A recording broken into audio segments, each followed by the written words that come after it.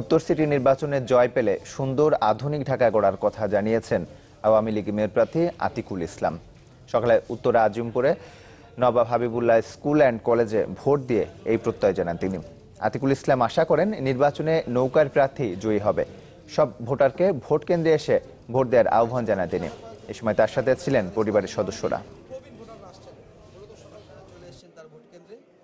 অবশ্যই বাংলাদেশ আওয়ামী লীগের প্রার্থী নৌকা জয় হবে ইনশাল্লাহ। এবং আমি সবাইকে অনুরোধ করব, আপনারা সকালবেলা আসেন, এসে ভোটটা দিবেন। ভোট হলো আপনাদের রাইট, আপনাদের নাগরিক অধিকার, এবং আপনারা ভোটের মাধ্যমে একটি সুন্দর ঢাকা হবে, যে ঢাকা হবে সুস্থ, একটি সচল, একটি গতিময় এবং আধুনিক ঢাকা। বাবার যে স্ট্রেংথটা আমি যেটা বিলিভ করি যে বাবা সবাইকে নিয়ে সবাইকে কাজ মানে সবাইকে ইন্সপায়ার করে একসাথে হয়ে কাজ করার জন্য।